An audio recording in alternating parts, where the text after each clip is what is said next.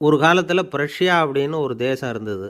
இப்போ ஜெர்மனி இருக்குல்ல, இதோட பெரும்பகுதி ஒரு காலத்தில் பிரஷ்யாங்கிற பேரில் இருந்தது. அப்போ அதுக்கு அரசராக இருந்தவர் மகா ஃப்ரெடரிக், அதாவது ஃப்ரெடரிக் தி கிரேட் அப்படின்னு சொல்லுவாங்க.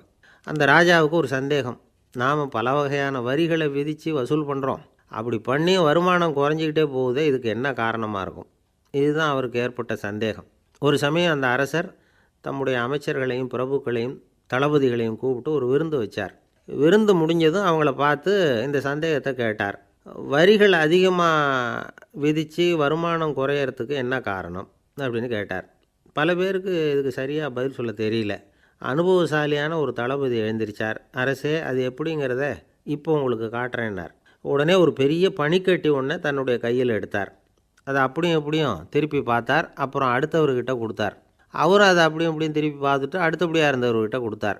இப்படியே இதை ஒவ்வொருத்தராக பார்த்துட்டு ஒவ்வொரு கையாக மாறி கடைசியில் மன்னர் கைக்கு போய் சேர்ந்தது. மன்னர் கைக்கு அந்த பனிக்கட்டி போய் சேர்ந்தப்போ அது கொஞ்சம் கொஞ்சமாக உருகி ஒரு பட்டாணி கடலை சைஸுக்கு ஆகிட்டுது. மன்னர் யோசனை பண்ணார், வரி அதிகமாக போட்டாலும் வந்து சேர்றது குறைவாக இருக்கிறதுக்கு என்ன காரணம் அப்படிங்கிறது அவருக்கு புரிஞ்சு போச்சு. காலம்தான் மாறிட்டு இருக்கே தவிர இந்த கையூட்டு வாங்குகிற பழக்கம் மாறினதாக தெரியல. இன்னொரு ராஜா இருந்தார். அவர் தன்னுடைய ராஜாங்கத்தில் லஞ்ச ஊழலே சுத்தமாக இருக்கக்கூடாது அப்படின்னு நினச்சார். அவர்கிட்ட பல்வேறு துறைகளுக்கும் பொறுப்பாக இருந்த பல பேரும் ரொம்ப சுத்தமாகவும் நேர்மையாகவும் இருந்தாங்க. ஒரே ஒருத்தர் மட்டும் எல்லார்கிட்டையும் லஞ்சம் வாங்கிட்டே இருந்தார். அவரை வேறு வேறு துறைகளுக்கு மாற்றி பார்த்தாரு. அந்த ராஜா என்னென்னமோ பண்ணி பார்க்குறாரு. எந்த வேலையை கொடுத்தாலும் அதுலேயும் லஞ்சம் வாங்கிறதுக்கு ஒரு வழியை உண்டு பண்ணிக்குவார் அந்த ஆள். ராஜாவுக்கு இது ஒரு பெரிய தலைவலியாக போட்டுது. இவர் என்ன பண்ணுறது? இவருக்கு என்ன வேலையை கொடுக்கறது?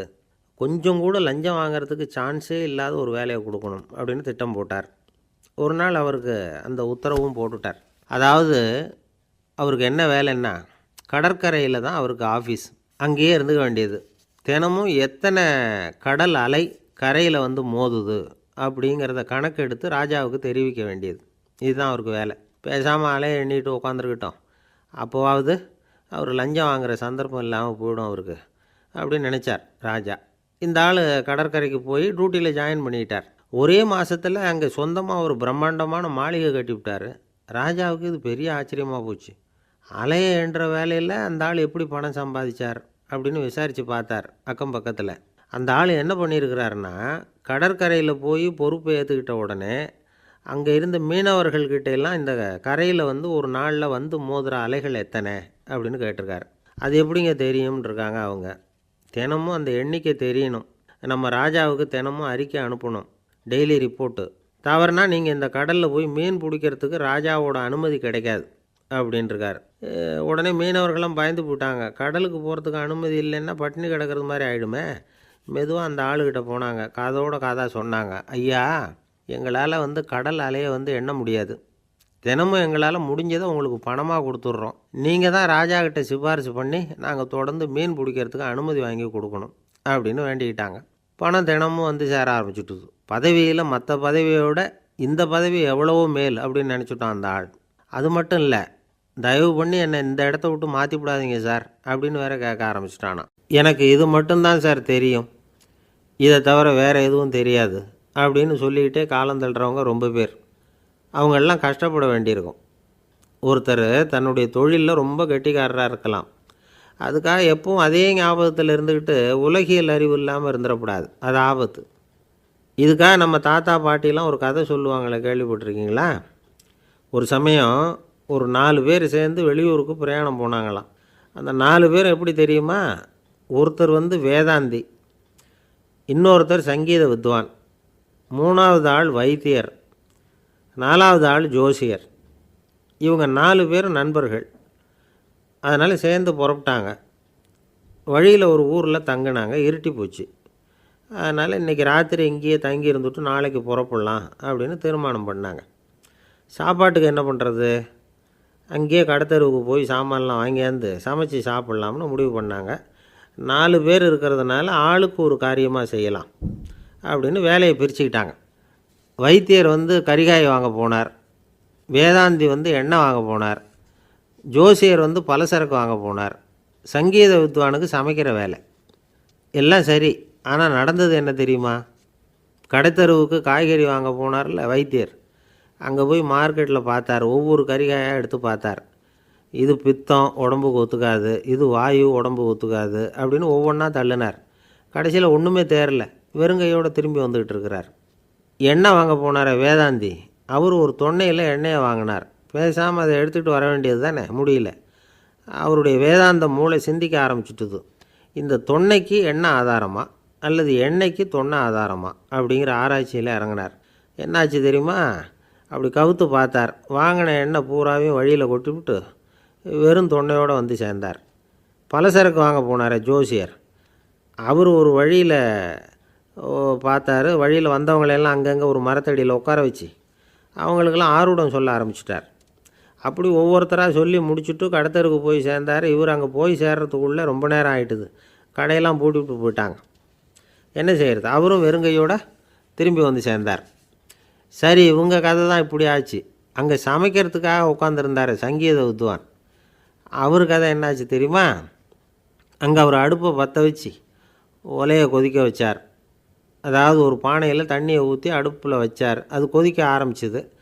தண்ணி கொதிக்கிற சத்தம் இருக்குதுல்ல, அது இவருக்கு தாளம் போடுறது மாதிரி இருந்தது.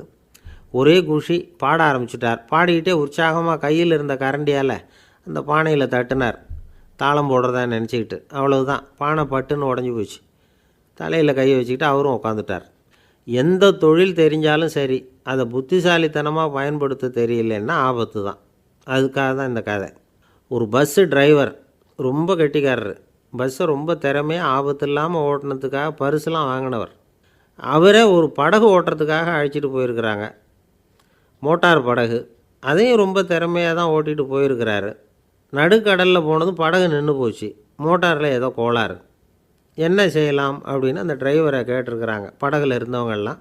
அப்போ அவர் சொன்னாராம், கவலைப்படாதீங்க, ஒன்றும் பிரச்சனை இல்லை, எல்லோரும் கொஞ்சம் கீழே இறங்கி பின்னாடி தள்ளுங்க, மோட்டார் ஸ்டார்ட் ஆகிடும் அப்படின்னாராம். ஒரு ஊரில் ஒரு இளைஞன் இருந்தான். ஒரு நாள் அவன் ஒரு குருவை தேடிக்கிட்டு புறப்பட்டான். ஊரை விட்டு வெளியில் போனான். போகிற வழியில் ஒரு காடு. அந்த காட்டில் ஒரு மரத்தடியில் ஒரு பெரியவர் உட்காந்துருக்கிறார். அமைதியாக மௌனமாக அவர் அமர்ந்திருக்கிறார். இந்த பெரியவரை விசாரிக்கலாம், குருவை தேடி கண்டுபிடிக்கிறதுக்கு இவர் ஏதாவது ஒரு வழி சொல்லி கொடுப்பார் அப்படின்னு நினச்சிக்கிட்டு அவரை நெருங்கினான். ஐயா, எனக்கு ஒரு குரு தேவை, எங்கே கிடைப்பார்? அவரை எப்படி அடையாளம் கண்டுபிடிக்கிறது? அதை பற்றி ஏதாவது விவரம் சொன்னீங்கன்னா நான் கண்டுபிடிச்சிக்குவேன் அப்படின்ட்டுருக்கான். பெரியவர் நிமிர்ந்து பார்த்தார். தம்பி, அது ரொம்ப சுலபம். அவர் வயசானவராக இருப்பார், என்னை விட சுமார் 30 வயசு அதிகமாக இருக்கும். அவர் ஒரு மரத்தடியில் தான் உட்காந்துருப்பார் அப்படின்ட்டுருக்கான். சரிங்க பெரியவரே, அது என்ன மாதிரியான மரம், எப்படி இருக்கும் அப்படின்னு கேட்டிருக்கான். பெரியவர் அந்த விவரங்களையும் சொல்லியிருக்கிறாரு.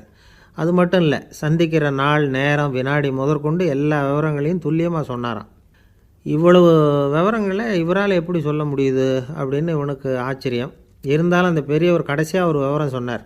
அது என்ன தெரியுமா? எப்படியும் நீ அவரை சந்திக்கிறதுக்கு ஒரு 30 வருஷம் ஆகும் அப்படின்னு சொல்லிவிட்டாராம்.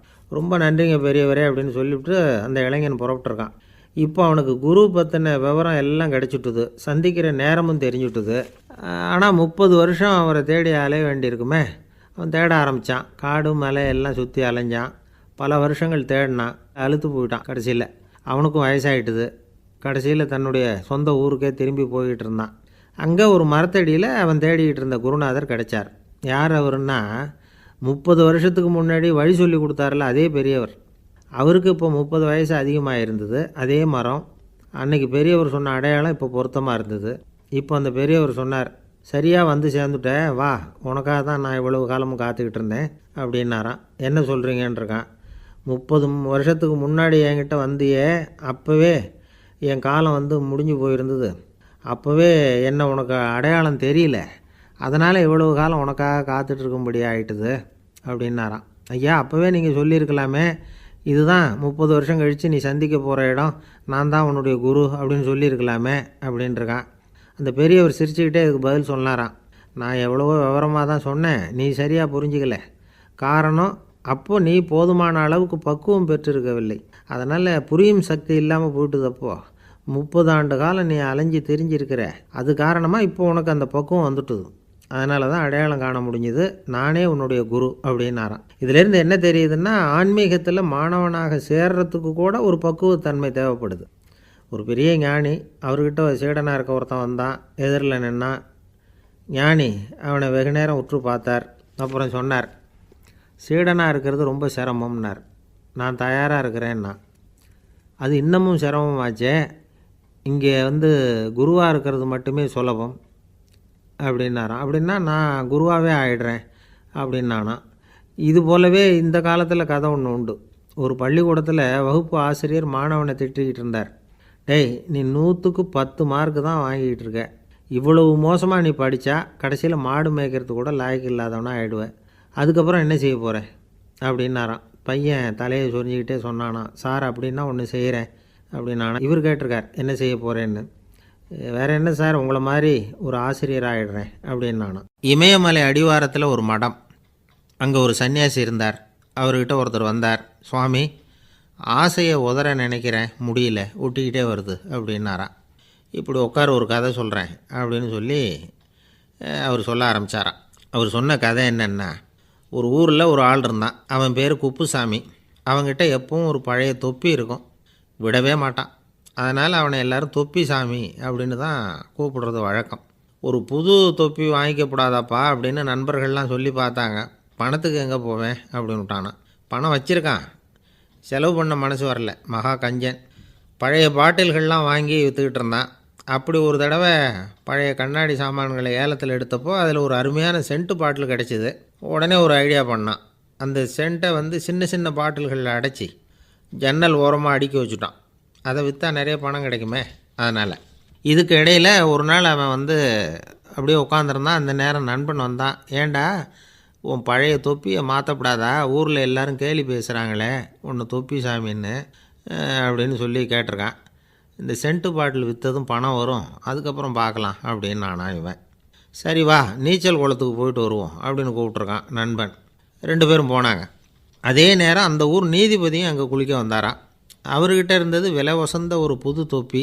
அதை அங்கே இருந்த ஸ்டாண்டில் மாட்டிவிட்டு குளிக்க போனார். இதுக்கிடையில் குப்புசாமி குளிச்சுட்டு வந்தான். அவனுடைய பழைய தொப்பியை காணலை. அந்த புது தொப்பியை பார்த்தா இது நண்பனுடைய வேலை தான் அப்படிங்கிறதாக புரிஞ்சுக்கிட்டு அதை எடுத்து மாட்டிகிட்டு வந்துட்டான். நீதிபதி குளிச்சுட்டு வந்து பார்க்குறாரு, தொப்பியை காணும். போலீஸில் புகார் கொடுத்தார். அவங்க தேடினாங்க. ஒரு மூலையில் பழைய தொப்பி கிடச்சிது. அடடா, இது நம்ம குப்புசாமியோட தொப்பி இல்லையா அப்படின்னு நானா ஒருத்தன். உடனே அவன் வீட்டுக்கு தேடிட்டு போயிருக்காங்க. அங்கே போய் பார்த்தா புது தொப்பி அங்கே இருக்குது. உடனே அவனுக்கு 1000 ரூபா அபராதம் போட்டாங்களாம். அவன் பணத்தை கட்டிவிட்டு ரொம்ப எரிச்சலோடு வீட்டுக்கு வந்தான். பழைய தொப்பி கண்ணில் பட்டுது. மறுபடியும், உன்னால் தானே எனக்கு 1000 ரூபா நஷ்டம் அப்படின்னு சொல்லி அதை எடுத்துக்கிட்டு அப்படி போயிருக்கான். அந்த ஊர் குளத்தில் வீசி எரிஞ்சிட்டு வந்துட்டான். அது மீன் பிடிக்கிற ஒருத்தன் கையில் சிக்கிச்சு. அவன் வர்ற வழியில் அதை எடுத்து வேகமாக வீசி எறிஞ்சான். அது நேராக குப்புசாமி வீட்டு ஜன்னல் வழியாக உள்ளே இந்த சென்ட்டு பாட்டில்கள் மேலே விழுந்து எல்லாம் உடஞ்சி நொறுங்கி போச்சு. குப்புசாமி பார்த்தான். தோட்டத்தில் ஆழமாக ஒரு குழியை வெட்டினான். அந்த தொப்பியை போட்டான், மூடிவிட்டான். இதை அடுத்த வீட்டுக்காரன் பார்த்தான். ஏதோ புதையல் தான் வச்சுருக்கான் போல இருக்குன்னு நினச்சான். போலீஸில் போய் புகார் கொடுத்துட்டான். மறுபடியும் போலீஸ் குழியை தோண்டினாங்க. பழைய தொப்பி மறுபடியும் வெளியில் வந்தது. எல்லோரும் சிரிக்கிறாங்க. அன்னைக்கு ராத்திரியே அந்த தொப்பியை எடுத்துக்கிட்டு நேராக புறப்பட்டான். ஒரு கல்லில் அதை சேர்த்து கட்டி குடிநீர் தொட்டி இருக்கும்ல, அதில் போட்டுட்டு வந்துட்டான். இனிமேல் என்ன பண்ணும் பார்ப்போன்னு. ஒரு நாள் திடீர்னு குழாயெல்லாம் அடைப்பட்டு போச்சு. மாநகராட்சி அலுவலர்கள் என்னன்னு பார்த்தா அந்த பழைய தொப்பி குழாயை அடைச்சிக்கிட்டு இருக்குது. இது குப்புசாமியோட தொப்பிங்கிறது தான் எல்லாருக்கும் தெரியுமே. உடனே குடிநீரை பாழாக்கணத்துக்காக குப்புசாமிக்கு கோர்ட்டு 2500 ரூபா அபராதம் போட்டுவிட்டுது. அதையும் கட்டிவிட்டு வெளில வந்தான். கடைசியாக முடிவு பண்ணான். ஒரு நெருப்பு குச்சியை கிழிச்சான். தொப்பியை கொளுத்தினான். எரிஞ்சுது. எடுத்து வெளில எரிஞ்சான். கொஞ்ச நேரத்தில் தீ அணைப்பு படம் வந்துட்டுது. ஆமாம், இவன் எடுத்து எரிஞ்சது வெளியில் விழுந்து வீட்டு கூரையே பற்றிக்கிட்டு எரிய ஆரம்பிச்சுட்டுது. அவனோட பணத்தாசையும் அதோடு சேர்ந்து எரிஞ்சு போச்சான். இப்படி ஒரு கதை. இந்த கதையை சொல்லி முடித்தார் அந்த இமயமலை அடிவாரத்தில் இருந்த சன்னியாசி. இப்போ அந்த குப்புசாமி எங்கே இருக்கிறான்னு கேட்டார் எதிரில் இருந்தவர். இதோ உன் எதிரிலே இருக்கிறான், நான் தான் அந்த குப்புசாமி அப்படின்னாரான் அந்த சன்னியாசி. அந்த குப்புசாமிகிட்ட இருந்தது மாதிரி ஒரு பழைய தொப்பி நம்ம ஒவ்வொருத்தர்கிட்டையும் உண்டு. அதை எப்படி தொலைக்கிறதுன்னு தெரியாமல் தடுமாறிக்கிட்டு இருக்கிறோம். அது என்ன தொப்பிங்கிறீங்களா? அதுதான் நம்மை சூழ்ந்திருக்கிற மாயை அப்படிங்கிறார் சுவாமி சின்மயானந்தர். மெய்ஞானம் கிடைக்கிறப்போ மாயை எரிஞ்சு போகும் அப்படிங்கிறது அவருடைய கருத்து. நம்மால் ஒருத்தர் வேகமாக ஓடி வந்தார். காலில் மாட்டியிருந்த பழைய செருப்பு 2ஐயும் ஆவேசமாக தூக்கி ஒரு கிணத்துல போட்டுட்டு வெறுங்காலோடு நடந்து வந்துக்கிட்டு இருக்கிறார். ஏன் அப்படி பண்ணீங்க அப்படின்னு கேட்டோம். அந்த செருப்புக்கு சொந்தக்காரன் வந்து பின்னாடி வந்துக்கிட்டு இருக்கிறான், அதனால் அப்படி பண்ணேன் அப்படிங்கிறார் இவர். காசியில் இருக்கிற கடவுள் காசி விஸ்வநாதர், அங்கே இருக்கிற தேவி காசி விசாலாட்சி. இவங்க 2 பேரும் ஒரு நாள் பேசிக்கிட்டு இருந்தப்போ கடவுள் சொன்னார், இந்த மனிதர்களை நாம் ரொம்பவும் நம்பிக்கையோடு தான் படைச்சிருக்கிறோம், இருந்தாலும் அவங்களுக்கு தான் நம்பிக்கை இல்லை, எதுலேயும் ஒரு உண்மையான நம்பிக்கை இல்லாமல் வாழ்ந்துக்கிட்டு இருக்கிறாங்க அப்படின்னார். என்ன அப்படி சொல்கிறீங்க? அதை பாருங்கள், எவ்வளவு பேர் காசியை தேடிட்டு வந்து கங்கையில் குளிச்சுக்கிட்டு இருக்கிறாங்க, அவங்களெலாம் நம்பிக்கை இல்லைன்னா இவ்வளவு தூரம் தேடிட்டு வந்து இங்கே குளிப்பாங்களா அப்படின்னு நாங்கள் தேவி. சரி, அதை சோதித்து பார்க்கலாம் அப்படின்னு 2 பேரும் முடிவு பண்ணிக்கிட்டாங்க. உடனே ஒரு திட்டம் போட்டாங்க. அது எப்படின்னா, நாம் 2 பேருமே பக்தர்கள் மாதிரி உருவத்தை மாற்றிக்கிட்டு கங்கை கரைக்கு போக வேண்டியது. நான் வந்து கங்கையில் இறங்கி குளிக்கிறேன், கொஞ்ச நேரத்தில் சுழலில் மாட்டிக்கிட்டது மாதிரி நடிக்கிறேன். நீ உடனே கரையிலிருந்து சத்தம் போடும், என்னோடய வீட்டுக்காரரை யாராவது காப்பாற்றுங்களேன்னு சத்தம் போடும். அதோடு இன்னொன்று சொல்லு, யாராவது ஒரு புண்ணிய ஆத்மா அவர்கிட்ட போய் அவருடைய முடியை பிடிச்சி இழுக்கணும், அப்படி ஒரு சாபம் இருக்குது எங்களுக்கு. புண்ணிய ஆத்மா, அதாவது எந்த பாவமும் செய்யாத இல்லாத ஒருத்தர் தான் அவரை காப்பாற்ற முடியும். அப்படிப்பட்டவங்க யாராவது வெள்ளத்தில் குதித்து என்னுடைய கணவரை காப்பாற்றுங்கோ அப்படின்னு நீ சத்தம் போடு, கூச்சல் போடு, என்ன நடக்குதுன்னு பார்க்கலாம் அப்படின்னார் கடவுள். சரின்னு சொல்லி 2 பேருமா சாதாரண பக்தர்கள் மாதிரி கங்கை கரைக்கு வந்து சேர்ந்தாங்க. அவர் இறங்கி குளித்தார். திட்டம் போட்டது மாதிரியே சுழலில் மாட்டிக்கிட்டது மாதிரி கத்துனார். கரையில் இருந்த அந்த அம்மா, ஐயோ என் கணவரை காப்பாற்றுங்களேன், யாராவது காப்பாற்றுங்களேன்னு கத்துனாங்க. பல பேர் ஓடி வந்தாங்க. உடனே இவங்க, பாவம் இல்லாத புண்ணிய ஆத்மா ஒருத்தரால் தான் என்னுடைய கணவர் காப்பாற்றப்படணுங்கிறது விதி, அப்படி ஒரு சாபம் இருக்குது, அதனால் புண்ணிய ஆத்மா யாராவது அவர்கிட்ட போய் அவர் முடியை பிடிச்சி தூக்குனா அவரை காப்பாற்றி போடலாம் அப்படின்னாங்க. இவங்க இப்படி சொன்னதும் எல்லோரும் திகைச்சு போய் நின்றுட்டாங்க. ஒவ்வொருத்தருக்கும் அவங்க செஞ்ச பாவம்லாம் ஒவ்வொன்றா ஞாபகத்துக்கு வர ஆரம்பிச்சுட்டுது. சரி, இதுக்கு நாம் லாயக்கு இல்லை அப்படின்னு சொல்லி ஒதுங்கி போக ஆரம்பிச்சிட்டாங்க எல்லாம். இந்த சமயத்தில் யாரோ ஒருத்தர் வேகமாக ஓடி வந்தார், ஆற்றுல குதித்தார். அவர்கிட்ட போனார், முடியை பிடிச்சார், தூக்குனார், அவரை காப்பாற்றி கரைக்கு கொண்டுட்டு வந்துட்டார். அப்படி காப்பாற்றின அந்த ஆளை இவங்க 2 பேரும் தனியாக கூப்பிட்டுக்கிட்டு ஒரு மண்டபத்துக்கு வந்துட்டாங்க. வந்து விசாரிக்கிறாங்க. நீ யாரப்பா அப்படின்னு கேட்குறாங்க. ஏதும் தெரியாத மாதிரி. நான் இந்த ஊர் அன்ன சத்திரத்தில் வேலை செய்கிற ஒரு சமையல்காரன் அப்படிங்கிறார். நீ வந்து கங்கையில் குளிக்கிறது உண்டான்னு கேட்டிருக்காங்க. நான் இந்த ஊர்லேயே தான் இருக்கிறேன், இருந்தாலும் தினமும் கங்கையில் குளிக்கிறதில்ல, எப்போவாவது ஒரு நாள் அங்கே குளிப்பேன் அப்படின்னார். கங்கையில் மூழ்கி எழுந்திரிச்சா பாவம்லாம் தொலையும்னு சொல்கிறாங்க. அப்படி இருக்கிறப்போ அங்கே இன்றைக்கி கங்கையில் குளிச்சுக்கிட்டு இருக்கிறவங்கெல்லாம் தங்களை வந்து புண்ணிய ஆத்மாவாக நினைக்கல. கங்கையில் குளிக்காத நீ உன்னை வந்து புண்ணிய ஆத்மாவாக நினச்சி என்னை காப்பாற்ற வந்திருக்கிற, அது எப்படி அப்படின்னு கேட்டார். அதுக்கு அந்த ஆள் சொல்கிறான், கங்கையில் குதித்ததுக்கு அப்புறம் தானே உங்களை காப்பாற்ற போகிறோம், அப்படி குதிக்கும் பொழுது என்னுடைய பாவம்லாம் போயிருக்கும்ல, நான் புண்ணிய ஆத்மாவாக ஆயிருப்பேனே, அதனால தான் துணிஞ்சு வந்து உங்களை காப்பாற்றினேன் அப்படின்னா.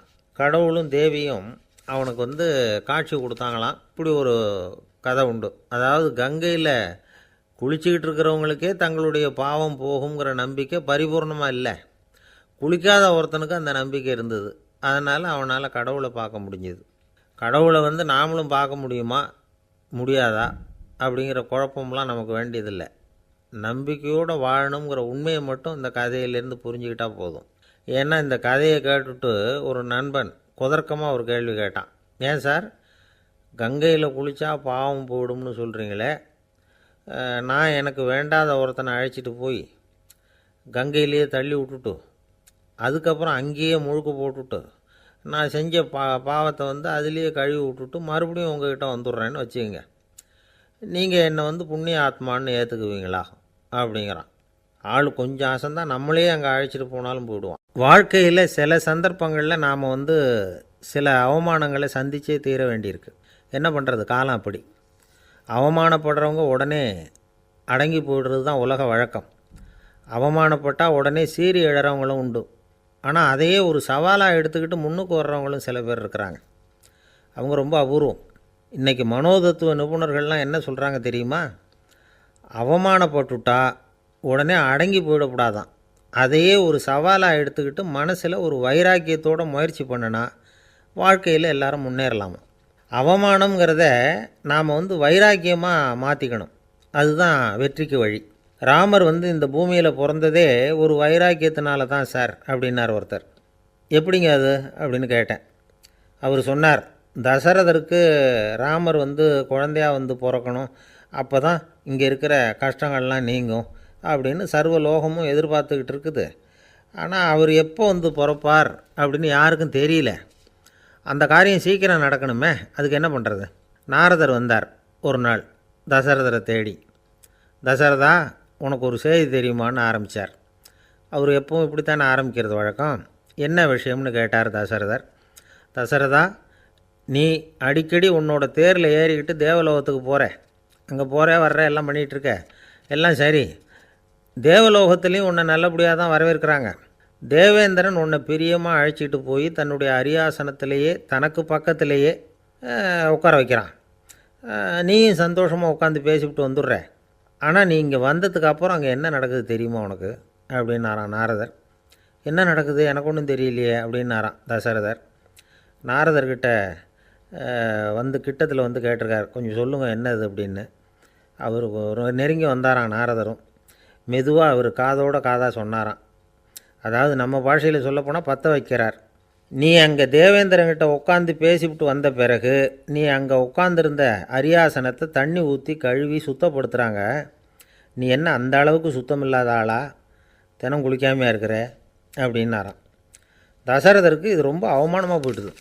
அப்படியே செய்கிறாங்க அப்படின்னாராம். ஆமாம், நீ வேணும்னா நான் சொல்கிறது உண்மையா இல்லையா அப்படின்னு சோதனை பண்ணி பார்த்துக்கோ அப்படின்னாரான் நாரதர். உடனே தசரதர் இதுக்காகவே புறப்பட்டு தேவலோகம் போனார்.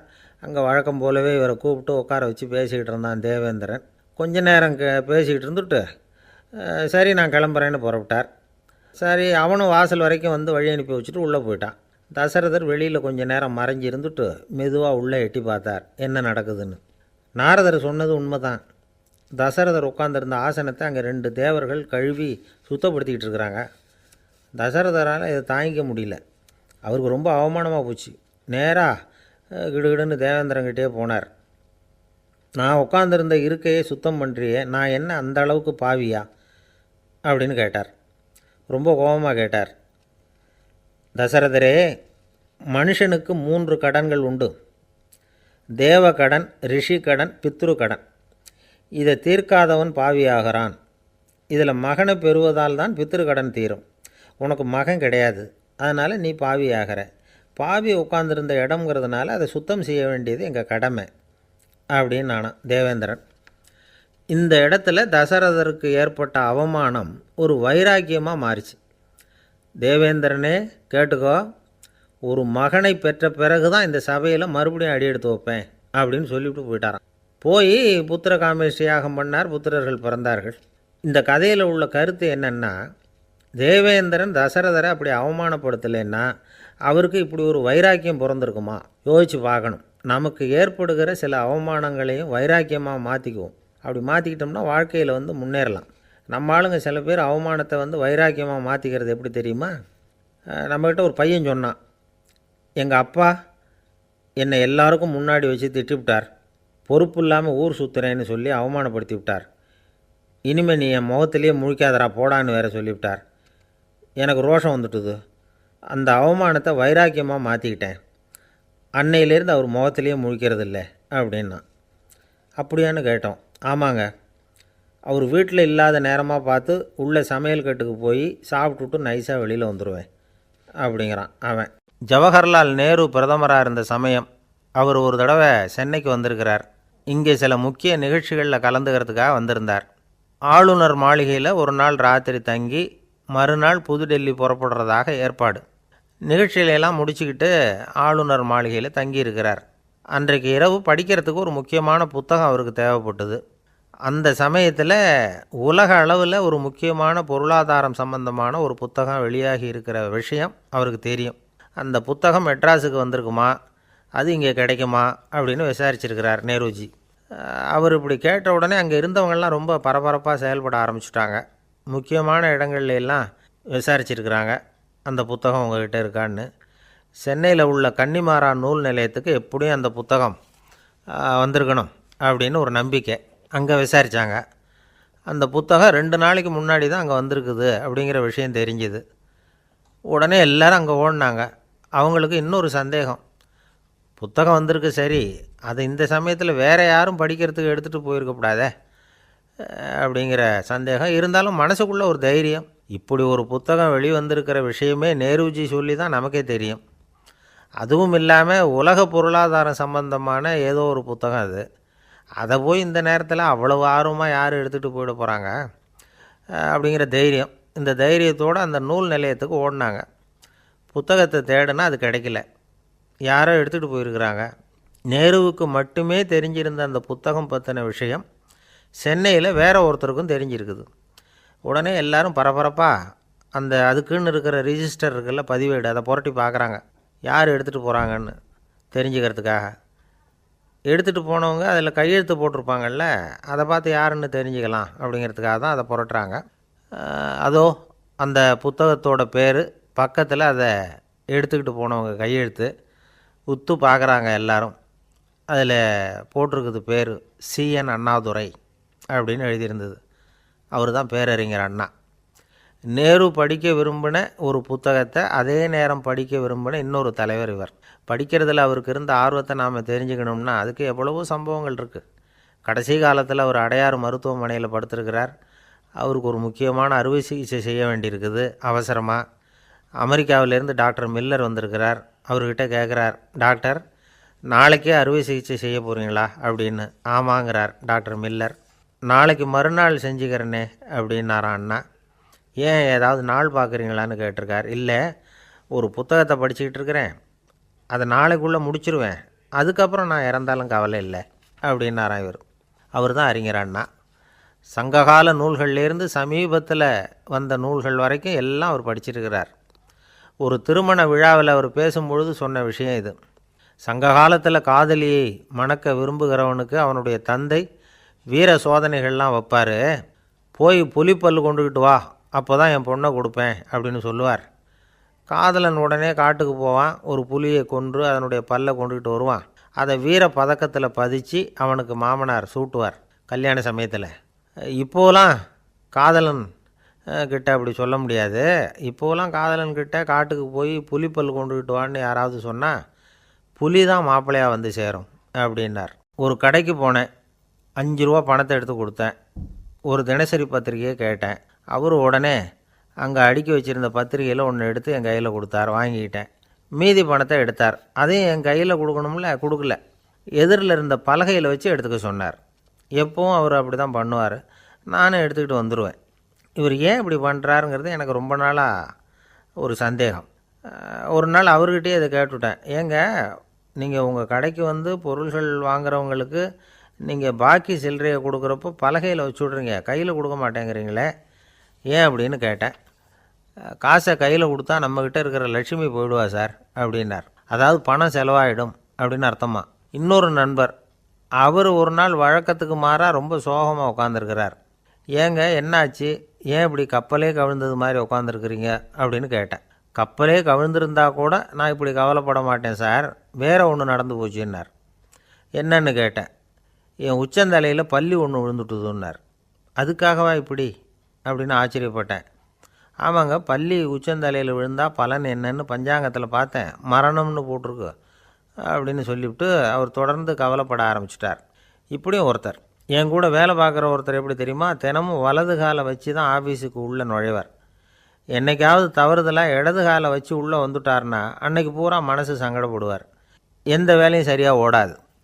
கேரம் போர்டு ஆடுற ஒருத்தர் எப்போ ஆட உட்காந்தாலும் ஸ்ட்ரைக்கரை கை தவறி கீழே விழுற மாதிரி பண்ணி அதுக்கப்புறம் அதை எடுத்துக்கிட்டு ஆட உட்காருவார். ஏன்னா எப்போவும் ஒரு தடவை நிஜமாகவே அது கை தவறி கீழே விழுந்திருக்குது. அன்னைக்கு பிரமாதமாக ஜெயிச்சுட்டார். உடனே ஒரு முடிவுக்கு வந்துட்டார், கை தவறுனா லாபம் அப்படின்னு. அதுக்கப்புறம் அதையே பழக்கமாக்கிக்கிட்டார். பூனை குறுக்க போனால் சகுனம் சரியில்லைன்னு நினைக்கிறவங்க உண்டு. ஆனால் ஒருத்தர் எப்படி தெரியுமா, அவர் வெளியில் கிளம்புற சமயம் பக்கத்து வீட்டு ரேடியோவில் மியாவ் மியாவ் பூனைக்குட்டின்னு பாட்டு சத்தம் கேட்டால் கூட போதும், சகனம் சரியில்லைன்னு பிரயாணத்தை கேன்சல் பண்ணிவிடுவார். இப்போ இவ்வளவும் எதுக்கு சொல்கிறோம்னா, அளவுக்கு மீறின சகுன நம்பிக்கைகள் இருக்குது பாருங்கள், இதோட பயமும் சேர்ந்துக்கிட்டதுன்னு வச்சுக்கோங்க, இது ஒருத்தருடைய மனநிலையை பாதிச்சிடும். இது உளவியல் நிபுணர்கள் சொல்கிற கருத்து. வாழ்க்கையே தடுமாற வச்சிரும். பாதுகாப்பு இல்லாத உணர்வு, ஒரு விதமான டிப்ரெஷன் மனநிலை, இதெல்லாம் தான் இதுக்கு காரணமாக அமையலாம். சில பேர் காய்கறி நறுக்க கத்தியை கையில் எடுத்தால் கூட நேரம் சரியாக இருக்கா அப்படின்னு பார்த்துட்டு தான் வேலையை ஆரம்பிக்கிறது வழக்கம். அறிவு தான் மனசுக்கு வாத்தியாராக இருக்கணும், அப்போ தான் வாழ்க்கை நிம்மதியாக இருக்கும். அறிவு மனசு சொல்கிறபடியெல்லாம் கேட்க ஆரம்பிச்சுட்டுதுன்னா இடைஞ்சல் தான். ஒருத்தருக்கு 7ஆம் நம்பர் தான் ராசியான நம்பரான், 7ஆம் தேதி தான் எந்த காரியத்தையும் ஆரம்பிப்பாராம். 7 எழுத்து வர்றது மாதிரி பேரை மாற்றி வச்சுக்கிட்டார். 7 மணிக்கு தான் தினமும் எழுந்திருப்பார். 7ஆம் நம்பர் வீட்டில் தான் குடியிருக்கார். கல்யாணம் கூட 7ஆம் தேதி தான் பண்ணிக்கிட்டார். அவர் ஒரு நாள் குதிரை பந்தயத்துக்கு போனாராம். குதிரையோட பேரையெல்லாம் பார்த்தார். ஒரு குதிரையோட பேர் 7 எழுத்தில் அமைஞ்சிருந்தது. 7 தானே இவருக்கு அதிர்ஷ்ட நம்பர். அதனால் உடனே அது பேரில் பணத்தை கட்டினார். பந்தயம் நடந்தது. என்ன சார் ஆச்சுன்னு கேட்டாங்க. நான் பணம் கட்டின அந்த என்னோடய குதிரை 7ஆவதாக சேர்ந்தது சார் அப்படின்னாராம் சோகமாக. ஒரு விவசாயி விதைக்கிறதுக்காக வயல்வெளி பக்கம் போகிறார். விதைகளை அள்ளி வீசினார். அப்போ என்ன ஆச்சுன்னா, சில விதைகள் பாதை ஓரத்தில் விழுந்தது, சில விதைகள் முள் செடிகள் மண்டி இருந்த புதருக்கு இடையில் விழுந்தது, சில விதைகள் நல்ல நிலத்தில் விழுந்தது. பாதை ஓரத்தில் விழுந்த விதை என்ன ஆச்சுன்னா, அதெல்லாம் பறவைகள் கண்ணில் போட்டுவிட்டுது. உடனே உட்காந்து கொத்தி தின்னுட்டு போட்டுது. அதிகமாக மண் இல்லாத பாறை பகுதியில் விழுந்த விதையெல்லாம் லேசாக வேர் விட்டு முளைக்க ஆரம்பிச்சிது.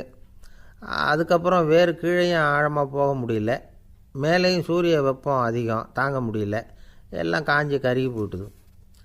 புதர் பகுதியில் சில விதைகள் விழுந்தது இல்லையா, முள் செடிகள் காடாக மண்டி போயிருந்தது. அதனால் முளைச்சி வர்ற செடிக்கு நெருக்கடி அதிகமாக போட்டுது, சரியாக வளர முடியல, விளைச்சலும் சரியாக இல்லை.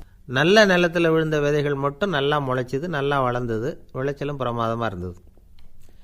இந்த கதையை சொல்லிவிட்டு கேட்க செவியுள்ளோர் கேட்கட்டும் அப்படிங்கிறார் இயேசு பெருமான். ஆமாம், இயேசு கடலில் நின்ற படகு ஒன்றில் உட்காந்துருக்கிறார். கடற்கரையில் ஏராளமான மக்கள் உட்காந்துருக்கிறாங்க. அந்த சமயத்தில் தான் இயேசு ஓமைகள் மூலமாக மக்களுக்கு பல உண்மைகளை சொல்லிகிட்டு இருக்கிறார். மக்கள் அந்த கதையை கேட்டுட்டு ஒன்றும் புரியாமல் முழிக்கிறாங்க. அதை கவனித்த இயேசு அந்த ஓமையை விளக்க ஆரம்பித்தார். இதில் அந்த விதைக்கிறவர் தான் இறைவன். அவருடைய வார்த்தைகளை விதைக்கிறார். அந்த வார்த்தைகளை கேட்கிற மக்கள் அந்த விழுந்த விதைகள் மாதிரி 4 வகையானவர்கள். சில பேர் பாதை ஓரத்தில் விழுந்த விதைகள் மாதிரி இறைவன் வார்த்தைகளை அவங்க கேட்குறாங்க. ஆனால் தீய எண்ணங்கள் செய்கைகள் மூலமாக விதைக்கப்பட்ட வார்த்தைகள் அழிஞ்சு போடுது. இறைவன் வார்த்தைகளை கேட்ட உடனே மகிழ்ந்து போய் உடனே சில பேர் அதை ஏற்றுக்கிறாங்க. இவங்கெல்லாம் அந்த பாறை பகுதியில் விழுந்த விதைகள் மாதிரி. அதனால் இவங்கெல்லாம் வேறு இல்லாதவங்க, கொஞ்ச காலத்துக்கு இறை வார்த்தைகளுக்கு கீழ்ப்படிந்து நடப்பாங்க. அதனால் ஏதாவது இடைஞ்சல் ஏற்பட்டால் உடனே தடுமாறுவாங்க. தங்கள்கிட்ட இருக்கிற நல்ல பண்புகளை விட்டுட்டு பாவ வழிகளுக்கு போயிடுவாங்க. முள் செடிகளுக்கு இடையில் விழுந்த விதைகள் மாதிரி உள்ளவங்க யாருன்னா, இவங்களுக்கு உலக கவலை உண்டு, செல்வத்தின் மீது மயக்கம் உடையவர்கள். உலக ஆசைகள் இவங்களுக்குள்ளே பூந்துடுறதுனால அங்கே இருக்கிற நல்ல பண்புகள் மறைஞ்சு போயிடுது. அதனால் அவங்களும் உபயோகம் இல்லாதவங்களாக ஆயிடுறாங்க. நல்ல மனிதர்கள் நல்ல நிலத்தில் விழுந்த விதைகளுக்கு ஒப்பானவர்கள். இவங்க இறை வார்த்தையை கேட்குறாங்க, அதை ஏற்றுக்கிறாங்க, அவங்களும் நல்லபடியாக வாழுறாங்க, அடுத்தவங்களுக்கும் உபயோகமாக இருப்பாங்க. இதுதான் இயேசு சொன்ன விளக்கம். நல்ல வார்த்தைகளை கேளுங்கள், நல்ல வார்த்தைகளை ஏற்றுக்கொள்ளுங்கள், அடுத்தவங்களுக்கு உபயோகமாக இருங்க. இதுதான் பெரியவங்கள்லாம் நமக்கு சொல்லுகிற உபதேசம். ஒரு அப்பா தன்னுடைய மகனுக்கு உபதேசம் பண்ணார். இதை பாருப்பா, நல்ல வார்த்தைகளை கேட்கணும், எப்போதுமே மகன் அப்பா பேச்சை கேட்குறது நல்லது அப்படின்னாராம். நீ ஏதாவது ஒரு தப்பு பண்ணால் என் தலையில் ஒரு முடி நரைச்சி வெள்ளையாக போடும்பா, நீ செய்கிற ஒவ்வொரு தப்புக்கும் என் தலையில் ஒவ்வொரு முடி வெள்ளையாயிடும் அப்படின்னாராம். பையன் யோசித்தான், அப்பா இப்போ தான் எனக்கு புரியுது, தாத்தாவோட தலைமுடி பூராவும் வெள்ளையாக இருக்கிறதுக்கு என்ன காரணம்ங்கிறது எனக்கு இப்போ தான் புரியுது அப்படின்னானா. ஒரு ஊரில் ஒரு ராஜா இருந்தார். அவர் ஒரு பூனை வளர்த்தார். ரொம்ப செல்லமாக அவர் அந்த பூனையை வளர்த்தார். அவர் என்ன பண்ணுவார் தெரியுமா, இரவு நேரத்தில் அந்த பூனையோட தலையில் ஒரு விளக்க வச்சுருவார். அந்த பூனை ரொம்ப ஜாக்கிரதையாக அந்த விளக்கு கீழே விழுந்துடாமல் பார்த்துக்கும். தலையை ஆட்டாமல் ரொம்ப நிதானமாக ராஜா பின்னாடி நடந்து போய்கிட்டே இருக்கும். அந்த விளக்கு வெளிச்சத்தில் எல்லா வேலைகளையும் செஞ்சுருவார். கையில் ஒரு விளக்கை தனியாக எடுத்துகிட்டு போக வேண்டிய அவசியமே இல்லை. விளக்கை தூக்கிட்டு போகிற வேலையை அந்த பூனை பார்த்துக்கும். அதனால் ராஜாவுக்கு அந்த பூனை மேலே ரொம்ப பிரியம். மந்திரிகளையெல்லாம் கூப்பிட்டு அவங்கக்கிட்ட சொல்லுவார், பார்த்தீங்களா இந்த பூனை எவ்வளவு விசுவாசமாக நடக்குது, என் பேரில் எவ்வளவு மரியாதை பார்த்தீங்களா அதுக்கு அப்படிம்பார். இதை கேட்டுவிட்டு அங்கேருந்த அமைச்சர்களில் ஒருத்தர் சொன்னார், மன்னா நீங்கள் சொல்கிறது சரிதான், இருந்தாலும் இந்த பூனையோட விசுவாசத்தை நாம் கொஞ்சம் சோதித்து பார்க்க வேண்டியிருக்கு அப்படின்னாராம். சரி, உங்கள் ஆசையை ஏன் கெடுக்கணும், நல்லா சோதித்து பாருங்கள் அப்படின்னு சொல்லிவிட்டார் ராஜா. உடனே அந்த அமைச்சர் என்ன பண்ணார் தெரியுமா, எங்கேயோ புறப்பட்டு போனார். ஒரு 5-6 எலிகளை பிடிச்சிக்கிட்டு வந்தார். அரண்மனையில் ராஜா ஏதோ வேலை பார்த்துக்கிட்டு இருக்கிறாரு. பக்கத்தில் அந்த பூனை ரொம்ப பணிவாக நின்றுக்கிட்டு இருக்குது. அது தலையில் விளக்கு எரிஞ்சிக்கிட்டு இருக்கு. அமைச்சர் தான் பிடிச்சிக்கிட்டு வந்த எலிகளை அந்த பூனை பார்வையில் படுறது மாதிரி எதிரில் விட்டார். அந்த எலிகள்லாம் அங்கேயும் இங்கேயும் ஓட ஆரம்பிச்சிது. அதை பார்த்தது பூனை, அவ்வளவுதான். தலையில் இருக்கிற விளக்கை பற்றியும் கவலைப்படலை, ராஜாவை பற்றியும் கவலைப்படலை. ஒரே பாய்ச்சலாக பாஞ்சு எலிகளை துரத்த ஆரம்பிச்சுட்டுது. தலையில் இருந்த விளக்கு எங்கேயோ போய் விழுந்தது, அணைஞ்சு போச்சு. இருட்டில் ராஜா தடுமாற ஆரம்பிச்சுட்டார். இந்த சமயத்தில் அந்த அமைச்சர் மறுபடியும் விளக்கை ஏற்றினார். வெளிச்சம் வந்தது. அதுக்கப்புறம் அந்த அமைச்சர் பேசினார், அரசே, பூனையோட விசுவாசத்தை பார்த்தீங்களா, எலி அது கண்ணில் படுற வரைக்கும் தான் விசுவாசமாக இருந்தது. அது மாதிரி எலியை பார்த்ததும் எல்லாத்தையும் விட்டுட்டு அதை துரத்த ஆரம்பிச்சுட்டு பார்த்தீங்களா. தான் அந்த பூனையை பற்றி நினச்சது தப்புங்கிறது அதுக்கப்புறம் தான் அந்த ராஜாவுக்கு புரிஞ்சுதான். சரி, இப்போ எதுக்கு இந்த கதையெல்லாம் அப்படிங்கிறீங்களா. இந்த பூனை மாதிரி தான் நம்ம மனசும். மனசை எவ்வளவு தான் பயிற்சி கொடுத்து பக்குவமாக வச்சுருந்தாலும் பார்க்குறதுக்கு பரமசாது மாதிரி தான் இருக்கும். பார்க்க வேண்டியதை பார்த்துட்டுதுன்னா பாஞ்சிரும். இந்த பூனை மாதிரி புலன் இன்ப பொருள்கள் கிட்டாத வரைக்கும் மனம் அடங்கி இருக்கிறது மாதிரி தான் தெரியும். கொஞ்சம் வாய்ப்பு கிடைச்சாலும் அது குதிக்க ஆரம்பிச்சிரும், தப்பு பண்ண ஆரம்பிச்சிரும். பெரிய பெரிய முனிவர்கள் வாழ்க்கையில் நடந்த வீழ்ச்சி இதை தான் நிரூபிக்குது. புலன்களின் ஆற்றல் அதிகம். அதனால் மனக்கட்டுப்பாடு பயிற்சிகளில் ரொம்ப எச்சரிக்கையாக இருக்கணுங்கிறார் சுவாமி சிவானந்தர். மது பழக்கத்தையே விட்டுவிட்டேன்னு உறுதியாக இருப்பான். கடை கண்ணில் பட்டுவிட்டதுன்னா கால் அவனை கேட்காமலே இழுத்துக்கிட்டு உள்ளே போயிடும். இதுதான் மனசுங்கிறது. அதுதான் அந்த ராஜா வளர்த்த பூனை. நம்மால் ஒருத்தன் அந்த ராஜா பூனை தலையில் விளக்க வச்சது மாதிரி இவன் தன்னுடைய தலையிலேயே ஒரு விளக்கை ஏற்றி வச்சுக்கிட்டு என்னத்தையோ தேட ஆரம்பித்தான். தேடிக்கிட்டு இருக்கிறான். தலையை ஆட்டாமல் நிதானமாக நடந்து ரொம்ப நேரமாக தேடிகிட்டு இருக்கிறான். அந்த சமயம் அங்கே வந்த ஒருத்தர், என்னத்தை தேடுறீங்கன்னு கேட்டார். அதுதான் மறந்து போச்சு அப்படின்னு இழுத்தான். சரி, கொஞ்சம் இப்படி உட்காருங்க, ஞாபகம் வந்ததும் தேட ஆரம்பிக்கலாம் அப்படின்னார் அவர். இவன் கொஞ்ச நேரம் உட்காந்து யோசித்தான். அப்புறம் திடீர்னு எழுந்திரிச்சான். ஞாபகம் வந்துட்டுதுன்னா. என்னன்னு கேட்டார். எங்கள் வீட்டில் இருந்த விளக்கை எங்கே வச்சேன்னு தெரியல, அதை தான் தேடிக்கிட்டு இருக்கிறேன், ஏற்றி வைக்கலாம்னு பார்க்குறேன் அப்படின்னா. ஒரு ராஜா இருந்தார். நாடு பூராவும் நிறைய மரங்களை நட்டு வளர்க்கணுங்கிறது அவரோட ஆசை. தானே அதுக்கு முன்மாதிரியாக இருக்கணும்னு நினச்சார். அரண்மனையை சுற்றி மரங்களை நட்டு வளர்த்தார். இதை பார்த்துட்டு ஜனங்களும் அவங்கவுங்க வீட்டை சுற்றி மரக்கன்றுகளை நட்டு வளர்த்தாங்க. கொஞ்ச காலத்தில் ஊர் பூரா பசுமையாக மாறிச்சு. எல்லாருக்கும் சந்தோஷமாக இருந்தது. இது ஒரு பக்கம் இருக்கட்டும். இப்போ நான் சொல்ல போகிற கதை வேறு. அதாவது அந்த ராஜா ஒரு நாள் தன்னுடைய அரண்மனையை சுற்றி இருக்கிற விதவிதமான மரங்களை எல்லாம் போய் பார்த்தார். எப்படி இருக்கிறீங்க அப்படின்னு ஒவ்வொரு மரத்துக்கிட்டையும் விசாரித்தாராம். எந்த மரமும் சந்தோஷமாக இருக்கிறதா தெரியல. அது அதுக்கும் மனசில் ஒரு குறை.